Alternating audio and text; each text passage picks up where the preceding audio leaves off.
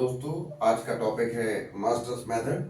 आज हम देखेंगे रिकरेंस रिलेशन को सॉल्व करने की मास्टर्स मेथड कैसे काम करते हैं और इसको हम कैसे यूज कर सकते हैं। लास्ट वीडियो में हमने देखा था कि सब्स्टिट्यूशन मेथड हम कैसे यूज करते हैं, और सब्स्टिट्यूशन मेथड मैंने आपको बताया था कि किसी भी टाइप के रिकरेंस रिलेशन को सॉल्व करने के लिए हम यूज कर सकते हैं।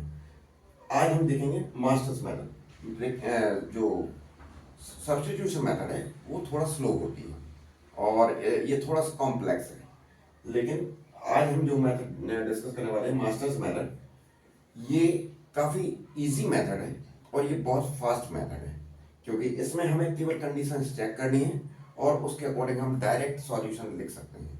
हमें इसमें कोई भी एसिम्प्टोटिक नोटेशन अप्लाई करने की जरूरत नहीं होती है। ये ऑलरेडी सॉल्यूशन हमें प्रोवाइड करती है। हमें बस कंडीशंस चेक करनी है और हमें सॉल्यूशंस लिखना है।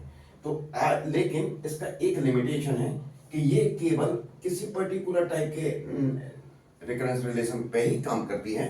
जैसे कि मैंने आपको यहाँ पे बताया है कि ये किस टाइप के रिकरेंस रिलेशन पे काम करती है।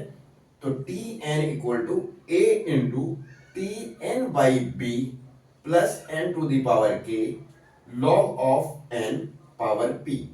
सो ये एक जनरल फॉर्मेट है किसी रिकरेंस रिलेशन का। और आप जानते हैं दोस्तों कि यहाँ पे आप देख रहे हैं कि N T N by B, तो ए और बी की वैल्यूज के लिए यहाँ पे कंडीशन भी है जो कि सेटिस्फाइड होना चाहिए। तो ए की वैल्यू 1 या 1 से ज्यादा कोई भी पॉजिटिव वैल्यू हो सकती है, और बी की वैल्यू 1 भी नहीं हो सकती, 2 या 2 से ज्यादा कोई वैल्यू पॉजिटिव वैल्यू हो सकती है। तो इस तरह के ये जो रिकरेंस रिलेशन होते हैं उन पे ये काम करती है। अब देखिए दोस्तों, इसके साथ टी एन बाई बी के साथ एक ये एक्सप्रेशन दिया हुआ है। ये एक्सप्रेशन ये है एन टू द पावर के log of N to the power T. तो ये एक जनरल फॉर्मेट दिया हुआ है। अब इसमें के और पी की डिफरेंट डिफरेंट वैल्यूज के साथ साथ हम अलग अलग रिकरेंस रिलेशन इसमें बना सकते हैं। तो अब आप देखिए दोस्तों, अगर हमें इस टाइप का कोई रिकरेंस रिलेशन मिलता है तो फिर हम उसको मास्टर्स मेथड का यूज करके सॉल्व कर सकते हैं। लेकिन सारे रिकरेंस रिलेशन इससे मास्टर्स मेथड से सॉल्व नहीं किए जा सकते। केवल इस टाइप के रिकरेंस रिलेशन को ही हम मास्टर्स मेथड के थ्रू सॉल्व कर सकते हैं। तो अब मैं आपको बताता हूं कि इसमें क्या क्या कंडीशंस हैं और हम उनको कैसे यूज करते हैं। तो इसमें के हम सबसे पहले देखते हैं के की वैल्यू क्या है, और log of A and base B इसकी वैल्यू को कैलकुलेट करते हैं। तो इन दोनों की वैल्यू को कंपैरिजन करने के बाद जो हमें कंडीशन मिलती है उसके बेस पे यहाँ पे हम 3 कंडीशंस हम डिफाइन कर सकते हैं। या तो के की value log of A base B से कम हो सकती है, या उसके बराबर हो सकती है, या उससे ज्यादा हो सकती है। तो ये 3 कंडीशंस हैं, इनके लिए अलग अलग आंसर्स हम इसमें लिख सकते हैं। अब जो पहली कंडीशन है K is less than log of A base B, तो उसमें कोई सब कंडीशन नहीं है कि अगर ये कंडीशन सेटिस्फाई होती है तो हम डायरेक्ट आंसर लिख सकते हैं theta of N to the power log of A base B. लेकिन अगर ये दोनों इक्वल हैं तो फिर हमें इसकी सब कंडीशंस को भी चेक करना होगा। आप देख सकते हैं कि सेकंड कंडीशन में 3 सब कंडीशंस हैं, ए बी एंड सी। इसी तरह से थर्ड कंडीशन में ए और बी 2 सब कंडीशंस हैं। तो अब हम इनको देखेंगे 1 बाय 1। इन सारे कंडीशंस के मैं एग्जांपल लूंगा और वो आपको सॉल्व करके बताऊंगा कि इनमें हम कैसे इसको यूज करते हैं। तो सबसे पहले हम इस कंडीशन का एग्जांपल लेते हैं। इस कंडीशन का एग्जांपल लेने के लिए देखिए दोस्तों, हमें क्या कैसा रिकरेंस रिलेशन होगा वो हम देखते हैं। तो सबसे पहला रिकरेंस रिलेशन मैं यहाँ पे यूज कर रहा हूं, T N T of N equal to, अब यहां पे देखिए T 9 into T N by 3 plus N. ये एक रिकरेंस रिलेशन है। इसको हम इस मेथड के थ्रू, इस मास्टर्स मेथड के थ्रू हम सॉल्व कर सकते हैं, राइट। अब यहां पे हम देखेंगे कि डिफरेंट डिफरेंट वैल्यूज क्या क्या है। आप देखिए यहां पे ए की वैल्यू क्या है, ए की वैल्यू है 9 इस कंडीशन के लिए, इस रिकरेंस रिलेशन के लिए, बी की वैल्यू है 3,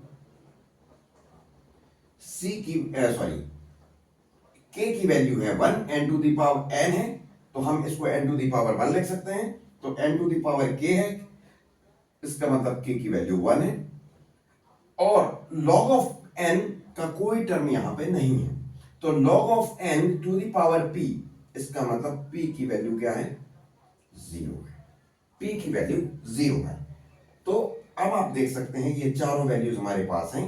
अब हमें क्या क्या कैलकुलेट करना है, कि हमारे पास ऑलरेडी है, हमें अब कैलकुलेट करना है log of a base b, फिर हम देखेंगे कि इन कंडीशंस में से किस कंडीशन को हम अप्लाई कर सकते हैं। तो सबसे पहले मैं कैलकुलेट करता हूं, log of a means 9 base b means 3। तो अब आप जानते हैं दोस्तों कि इसको अगर हम सॉल्व करें तो हमें मिलेगा 2, क्या मिलेगा 2, और आप देख सकते हैं कि log of a base b value आई है 2 और k की वैल्यू है 1, k की वैल्यू है 1, इसका मतलब log of a base b is greater than k, is greater than k। तो ये कंडीशन बन रही है दोस्तों। अब हम इसके, अगर ये कंडीशन बन रही है तो फिर हम इसका डायरेक्ट सॉल्यूशन लिख सकते हैं,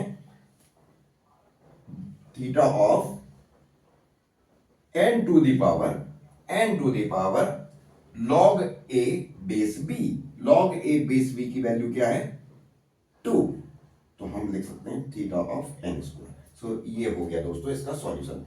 सो इसका सॉल्यूशन अगर मैं देखूं तो इसकी कॉम्प्लेक्सिटी क्या आएगी, थीटा ऑफ n स्क्वायर। तो इस तरह से दोस्तों हमें केवल कंडीशन चेक करना है, और जो पर्टिकुलर कंडीशन यहां पे अप्लाई होगी हम उसको देखेंगे, और उसके बाद हम इसमें सीधा आंसर लिख सकते हैं। अब मैंने अभी आपको इस कॉम्बिनेशन का, इस कंडीशन 1 का एग्जांपल दिया, अब मैं इस कंडीशन में, ये कंडीशन हम देखते हैं। अब इसमें देखिए दोस्तों, इसमें ये कंडीशन अगर सेटिस्फाइड होती है तो इसमें 3 सब कंडीशंस को भी हमें चेक करना पड़ेगा, तो हम 1 बाय 1 सभी का एग्जांपल देंगे। तो ठीक है दोस्तों, अब मैं इसको यहां पे 3 कर देता हूं, अब मैं इसको यहां 3 कर देता हूं, तो ये a की वैल्यू क्या हो जाएगी 3, a की वैल्यू 3 हो जाएगी।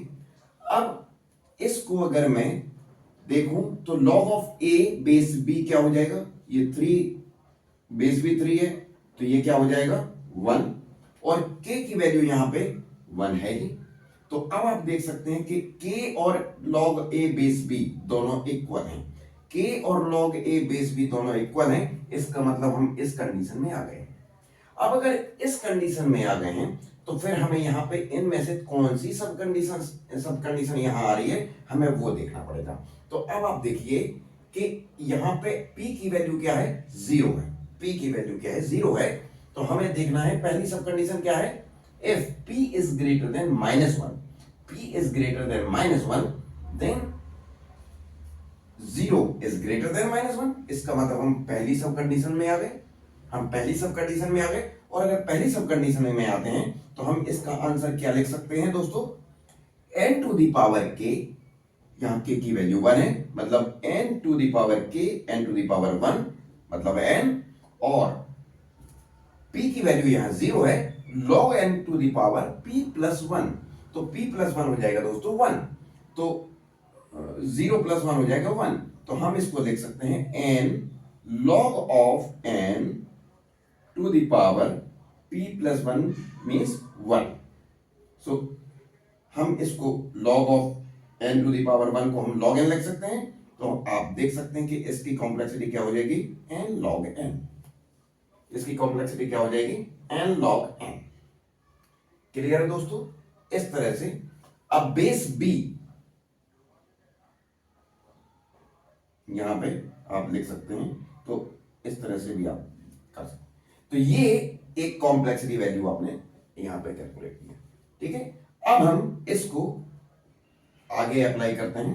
अब मैं इसमें थोड़ा सा और चेंज करूंगा, तो फिर हम देखते हैं कि कौन सी, अभी हमने सेकंड कंडीशन की पहली सब कंडीशंस को चेक किया, इसका एक एग्जांपल लिया, अब हम इसका एक एग्जांपल लेते हैं। तो इसके लिए हमें क्या चेंज यहां पे करना पड़ेगा, तो हम देखते हैं कि हम इसमें मैं बस जो रिकरेंस रिलेशन है उनमें थोड़ा सा चेंज करने के बाद मैं उसको यूज करता जाऊंगा, ठीक है। तो अब आप देखिए, अब अगर मैं इसको n अपॉन log n कर दूं, n अपॉन log n कर दूं, तो ये क्या हो जाएगा दोस्तों, 1 अपॉन log n को हम क्या लिख सकते हैं दोस्तों, 1 upon log n to the power 1, तो हम इसको लिख सकते हैं log of n to the power -1, to the power -1। इसका हम इसको ऐसे लिख सकते हैं log n पावर -1, इसका मतलब यहां पे p की क्या वैल्यू हो गई, -1। इस कंडीशन में क्या आ गया, p इज इक्वल टू -1। अब k की वैल्यू हमने क्या देखी, 1 है, a की 3 है, b की 3 है, तो log a बेस b 1 हो गया, k की वैल्यू भी 1 है, तो मतलब 1 दोनों इक्वल है, k और log a बेस b दोनों इक्वल है, तो हम यहां आ गए। अब इसमें भी हमने क्या देखा कि जब ये कंडीशन सेटिस्फाई हो रही है, फिर हम इन तीनों में से देखेंगे कि कौन सी कंडीशन लगाएंगे हम इसमें। तो ये सब कंडीशन कौन सी अप्लाई हो रही है, क्योंकि p की वैल्यू -1 है, तो यहां पे सेकंड सब कंडीशन यहां पे अप्लाई हो जाएगी। If p is equal to -1, then हम tn की वैल्यू क्या लिख सकते हैं, सीधा यहां पे लिख सकते हैं, फिर हम इसको डायरेक्ट लिख सकते हैं theta of n to the power k, मतलब n log of, again log of n, log of n to the power k, मतलब n to the power 1, log of n, log of n। So ये हमारा solution हो जाएगा दोस्तों। तो हमने इस कंडीशन को भी चेक किया। अब हम एक और जो रिकरेंस रिलेशन है उसको यूज करते हैं। अब हम देखते हैं इसमें हम कैसे वो देखते हैं। अब दोस्तों अगर मैं इसमें थोड़ा सा चेंज कर दूं, इस रिकरेंस रिलेशन में मैंने यहां log n लिया है अपॉन में, इसको मैं log n स्क्वायर कर दूं, log n स्क्वायर कर दूं, तो बाकी सारी चीजें वैसे ही रहेंगी, लेकिन p की वैल्यू क्या हो जाएगी, अभी -1 थी, तो अब क्या हो जाएगी, -2 हो जाएगी। अब क्या हो जाएगी, -2 हो जाएगी। अब अगर p की वैल्यू -2 है, तो फिर देखिए दोस्तों, यहाँ पे log of a base b 1 है, k 1 है, तो ये दोनों इक्वल हैं। तो जब ये दोनों इक्वल हैं, तो फिर हम इस कंडीशन में जाएंगे और इस कंडीशन में से भी हम इन तीनों में से कौन सी अप्लाई होगी वो चेक करेंगे। तो p की वैल्यू -1 से ग्रेटर नहीं है, p की वैल्यू -1 भी नहीं है, p इज लेस देन -1। तो इस कंडीशन में दोस्तों p इज लेस देन -1, तो ये थर्ड सब कंडीशन इसमें अप्लाई हो रही है। अगर ये थर्ड सब कंडीशन अप्लाई हो रही है, तो फिर हम देखते हैं दोस्तों इसका सॉल्यूशन क्या लिख सकते हैं। डायरेक्ट सॉल्यूशन हम इसका लिखेंगे theta of n to the power k, n to the power k की वैल्यू यहां क्या है, 1, तो थीटा ऑफ n। तो ये डायरेक्ट सॉल्यूशन हमने इस रिकरेंस रिलेशन का यहां पे इस तरह से हमने लिख दिया। आई होप ये सभी के लिए क्लियर होगा। अब हम ये दो कंडीशंस हम देख चुके हैं, दोनों कंडीशंस के एग्जांपल देख चुके हैं, उनकी सब कंडीशंस के एग्जांपल देख चुके हैं। अब हम देखेंगे तीसरी कंडीशंस और उसके सब कंडीशंस के एग्जांपल, राइट। तो अब हम इसको देखेंगे कैसे इसमें हम वो एग्जांपल ले सकते हैं। अब देखिए दोस्तों, अब अगर मैं इसको थोड़ा सा इसमें चेंज कर दूं, थोड़ा सा इसमें चेंज करूंगा मैंने लिखा tn equal to 3tn/3 plus n square, n के बजाय मैंने इसको n स्क्वायर कर दिया। तो अब देखिए दोस्तों, a की वैल्यू 3 हो गई, b की वैल्यू 3 हो गई, k की value n to the power k, तो n टू द पावर 2 है, तो यहां पे k की वैल्यू क्या हो जाएगी, 2 हो जाएगी। और log n का कोई टर्म है ही नहीं यहां पे, तो log n to the power 0, इसका मतलब p की वैल्यू क्या है, 0 है, p की वैल्यू क्या है, 0 है। और अगर अब देखिए कि यहां पे हम कैसे इसको ले सकते हैं। अब हमें दिया हुआ है 2, हम log of a base b calculate करते हैं, तो log of 3a base b, मतलब इसको भी 3, तो ये क्या हो जाएगा, 1। तो log of a base b की वैल्यू 1 है, k की वैल्यू 2 है, इसका मतलब 2 इज ग्रेटर देन 1, इसका मतलब ये वैल्यू, ये वाली कंडीशन, हम इस कंडीशन को हमें अप्लाई करना है। अब इस कंडीशन को जब ये कंडीशन सेटिस्फाई हो रही है तो फिर हमें देखना होगा कि इसमें कौन सी सब कंडीशन इसमें सेटिस्फाई हो रही है। तो फिर हमें देखना होगा कि P इज इक्वल टू 0 ही है, P इज इक्वल टू 0 है। तो फिर हम देखेंगे फर्स्ट सब कंडीशन में क्या कंडीशन है कि if P is greater than और इक्वल टू 0, तो ये पहली सब कंडीशन इसमें अप्लाई कर सकते हैं हम। तो हम इसमें लिख सकते हैं direct solution, theta of n to the power k, theta of n to the power k means 2 log of n power p। तो p की वैल्यू 0 है यहां पे, तो हम यहां पे क्या कर देंगे, इसको log n to the power 0। So इसका मतलब थीटा ऑफ n स्क्वायर इसका सॉल्यूशन हो जाएगा। क्लियर है दोस्तों। अब अगर मैं इसमें थोड़ा सा और यहां पे चेंज करूं, मैं इसी कंडीशन का एक और एग्जांपल लूं कि अगर मैं यहां पे n स्क्वायर log n करता हूं, n स्क्वायर log n करता हूं, तो क्या होगा दोस्तों। तो यहां पे आप देखिए दोस्तों कि p की वैल्यू यहां पे 0 की बजाय अब क्या हो गई, p की वैल्यू 1 हो गई।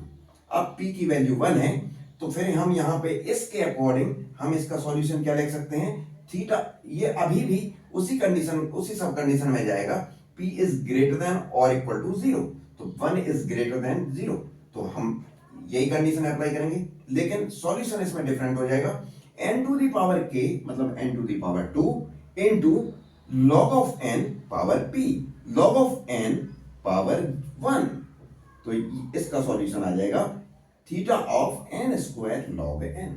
इस तरह से हमने इसका भी एक एग्जांपल देखा। अब हम देखते हैं एक और एग्जांपल देखेंगे जहां पे हम इसका एग्जांपल बनाने की कोशिश करते हैं। तो इसके लिए हमें क्या करना है कि p की वैल्यू 0 से कम होना चाहिए, p की वैल्यू 0 से कम होना चाहिए। सो हम, अब मैंने आपको जैसे पहले भी एग्जांपल दिया कि हम ऐसा लिख सकते हैं n square upon log n, n square upon log n।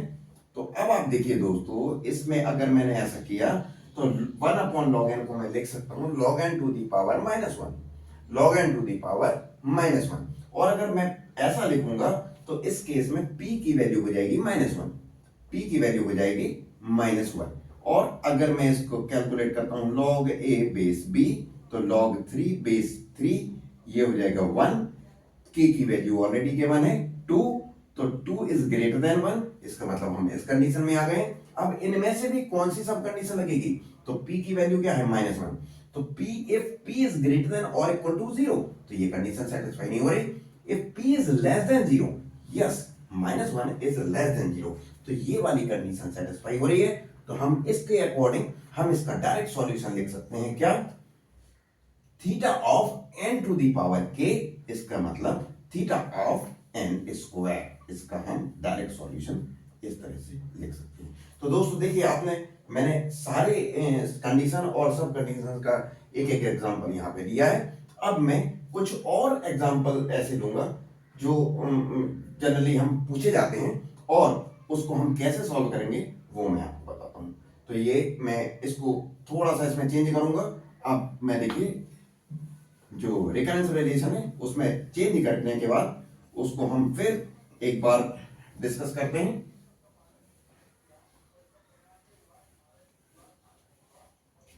तो देखिए, एक और एग्जांपल मैं ले रहा हूं, t to the t of n is equal to tn by 2 plus 1, tn by 2 plus 1। तो अब आप देखिए दोस्तों, यहां पे क्या है, यहां देखिए ए, ये आप देखेंगे कि बाइनरी सर्च का रिकरेंस रिलेशन है, बाइनरी सर्च का रिकरेंस रिलेशन है। अब बाइनरी सर्च का जो कॉम्प्लेक्सिटी आती है वो आती है theta of n log n, theta of log n, right. तो अब मैं इसको चेक करता हूं कि इस मास्टर्स मेथड के थ्रू भी ये सेम आ रही है या नहीं। तो देखिए, अब यहां पे हम a, b, k और p की वैल्यूज देखेंगे और उसके बाद हम इनमें से देखेंगे कि कौन सी कंडीशन अप्लाई हो रही है और उसके बाद हम इसको आंसर लिख देंगे। तो अब आप देखिए, t, यहां पे a कितना है 1, a की वैल्यू 1 है, b की वैल्यू 2 है, k की वैल्यू अब देखिए यहां पे +1 है, तो n to the power 0 into log of n to the power 0 हम ऐसा लिख सकते हैं। तो वो दोनों केसेस में 1 इंटू 1 हो जाएगा, तो यहां पे k की वैल्यू भी 0 है और p की वैल्यू भी 0 है, अब ये चार वैल्यूज तो हमने निकाल दी। अब हम देखेंगे log of a base b, तो log of 1 base 2, log of 1 base 2, तो अब इसकी क्या वैल्यू होगी ये दोस्तों हम कैसे निकालेंगे, देखिए। तो 1 को हम लिख सकते हैं 2 टू द पावर 0, 1 को हम लिख सकते हैं 2 टू द पावर 0, और अगर मैं यहां पे 1 की जगह 2 टू द पावर 0 लिख देता हूं, तो जब बेस और ये दोनों सेम हो जाते हैं तो फिर जो भी पावर है वो उसका आंसर हो जाता है। तो log of a base b की वैल्यू क्या हो जाएगी, 0 हो जाएगी।